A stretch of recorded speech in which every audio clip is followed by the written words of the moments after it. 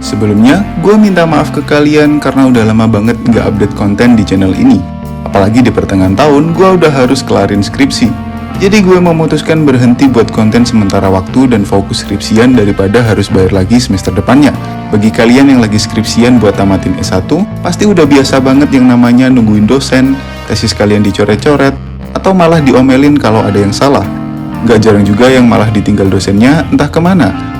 Dari semua kejadian tadi, kalian pulang sambil renggutin dahi dan berpikir, emang lulus kuliah harus banget ya kelarin tesis skripsi? Sebenarnya, ada banyak hal yang bikin kita nggak segera selesaiin skripsi tepat waktu.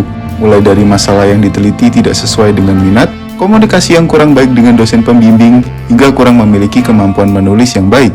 Tapi sebelum pembahasannya kemana-mana, kita wajib banget tahu apa itu skripsi dan tujuan diadakannya, khususnya skripsi yang berupa tesis.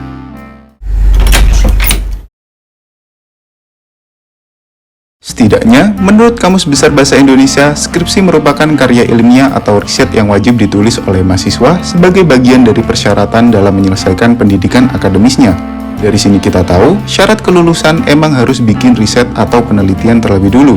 Dan menurut KBBI lagi, riset adalah penyelidikan atau penelitian suatu masalah secara tersistem, kritis dan ilmiah untuk meningkatkan pengetahuan dan mendapatkan fakta yang baru atau melakukan penafsiran yang lebih baik.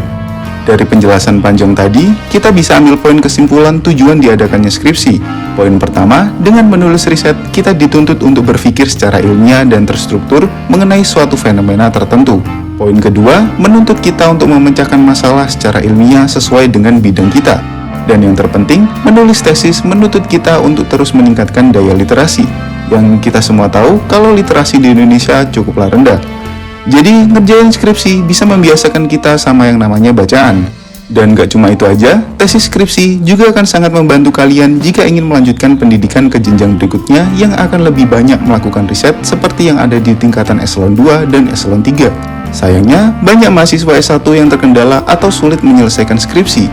Gak jarang juga kita temui mahasiswa yang dibikin depresi kalau ngomongin skripsian. Ada yang terpuruk tapi bisa bangkit lagi, dan ada juga yang memilih jadi hikikomori. Bahkan sebagai mahasiswa menganggap menulis skripsi adalah hal yang horor, walaupun mereka terbiasa menulis tugas makalah selama perkuliahan. Hal ini bisa terjadi karena menulis skripsi harus sesuai dengan panduan yang telah diterbitkan perguruan tinggi. Selain itu, kita harus siap dibantai oleh dosen pembimbing karena dianggap banyak kesalahan. Dan tentunya, perbedaan pendapat antara pembimbing 1 dan 2 baik dalam penulisan atau metodologi penelitian yang digunakan bikin kita makin bingung pendapat mana yang harus dijadikan patokan dan berujung malas untuk melanjutkan skripsi.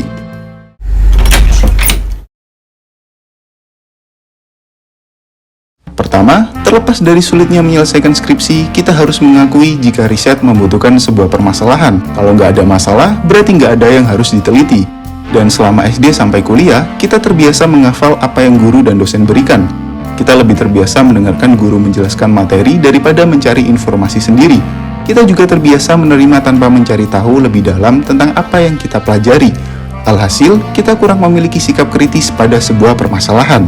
Dan ketika dihadapkan dengan realitas skripsi, banyak dari kita yang bikin judul 11-12 sama skripsi yang sudah ada.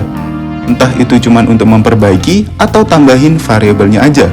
Kalau kayak gitu, buat apa dong ngerjain tesis? Padahal tesis tujuan akhir memiliki tujuan jauh dari sekedar jadi syarat kelulusan. Salah satunya, mengembangkan ilmu pengetahuan dan inovasi untuk kemajuan umat manusia. Walaupun realita yang terjadi adalah hanya memperbaiki tesis yang sudah ada tanpa ada inovasi. Atau setidaknya, tesis yang kita kerjakan akan berguna bagi beberapa perusahaan yang memang membutuhkan. Kedua, kita mungkin setuju jika tesis ujian akhir membantu untuk berpikir secara terstruktur dan bertanggung jawab atas apa yang kita tulis. Namun kita juga perlu tahu, tidak semua yang datang ke perguruan tinggi untuk menjadi seorang akademisi. Menurut Kamus Besar Bahasa Indonesia, akademisi merujuk pada individu yang berpendidikan tinggi yang menekuni profesi sebagai seorang peneliti atau ilmuwan. Faktanya, sebagian besar lulusan perguruan tinggi akan memasuki dunia kerja, dan hanya sebagian kecil yang menjadi seorang peneliti. Selain itu, realita bahwa tesis kita hanya menjadi referensi penulis skripsi berikutnya sangatlah terlihat ironi. Belum lagi beberapa mahasiswa yang lebih memilih menggunakan jasa joki. Lalu, apakah kedua realita ini seorang lulusan sarjana masih disebut sebagai seorang akademisi, sedangkan kebanyakan dari mereka membutuhkan skill untuk memasuki dunia kerja setelah lulus? Mengenai hal ini, kalian bisa diskusi di kolom komentar. Dan hal yang harus kalian tahu lagi adalah bahwa itulah yang diinginkan kebanyakan kampus. Mungkin kalian udah familiar jika kampus memiliki akreditasi akademiknya masing-masing. Hal ini bisa terjadi karena kebanyakan kampus di Indonesia masih menggunakan metode ranking akademik. Ranking akademik kampus ini sebenarnya memiliki berbagai indikator penilaian untuk menaikkan akreditasi. Di antaranya adalah berapa banyak jumlah karya ilmiah yang dipublikasikan dan kalimat yang dikutip oleh peneliti lain. Semakin banyak jurnal dan tesis yang dibuat, akan menaikkan akreditasi kampus tersebut. Hal inilah yang membuat jadi dilema. Karena pada akhirnya skripsi sebagai syarat kelulusan tidak benar-benar relevan untuk tujuan sebenarnya, yakni bahan tesis dan inovasi, melainkan meningkatkan akreditasi.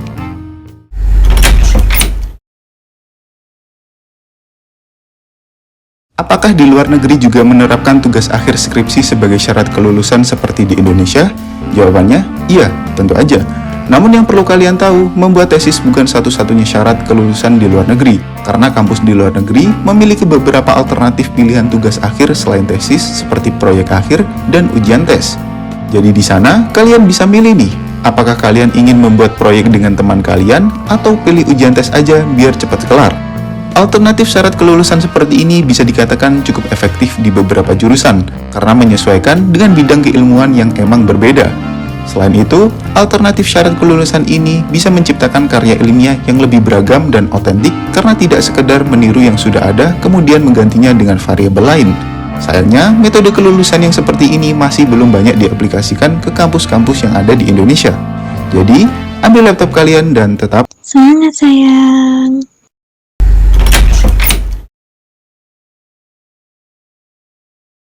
Oke guys, gue sendiri masih menganggap skripsi sebagai syarat kelulusan yang masih relevan untuk saat ini.